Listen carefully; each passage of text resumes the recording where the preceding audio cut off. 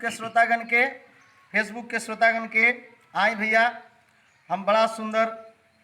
corona महामारी पर ई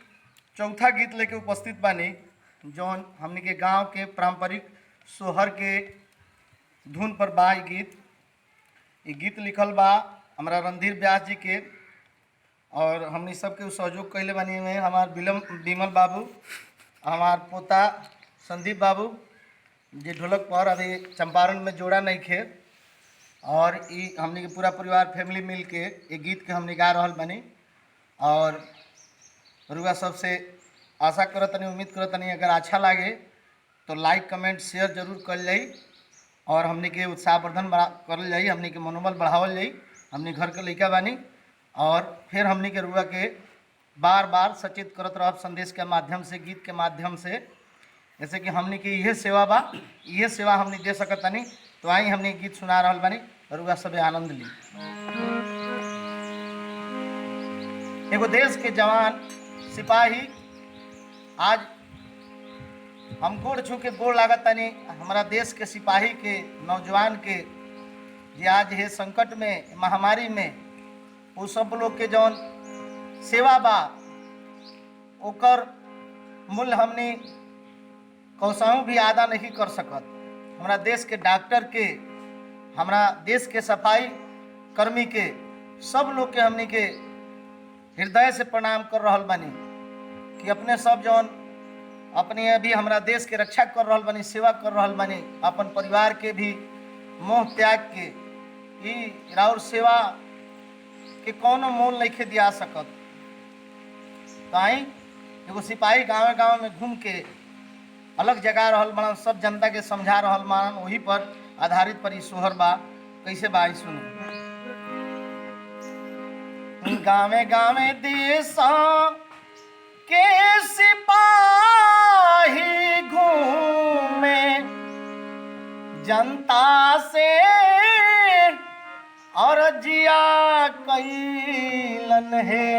ला, ए संदीप भाई, अरे गाँवे गाँवे देश के जवानमा घूमी, भाई लोगवन से अरजिया कैल है, ए ललना ए भैया हो, केहू ना निकलो घर से बहरिया, केहू के घर से नहीं के निकले के, ए भैया केहू ना निकलो घर से बहरिया, करोना पाके पहरा लागल गे, ए भैया केहू ना निकलो घर से बहरिया,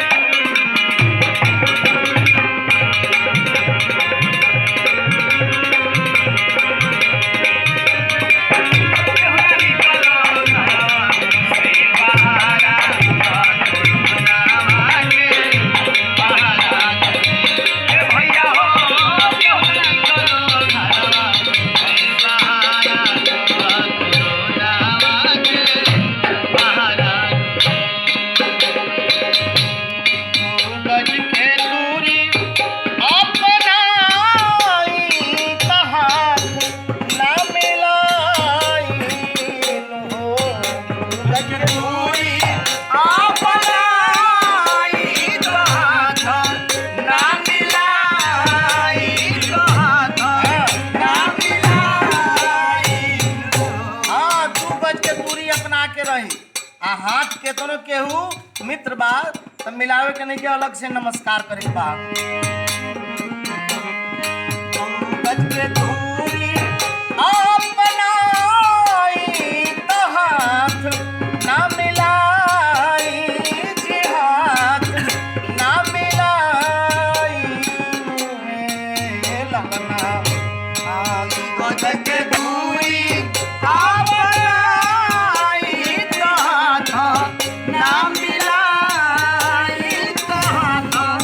ना मिलाई ए भैया हो ए मैया हो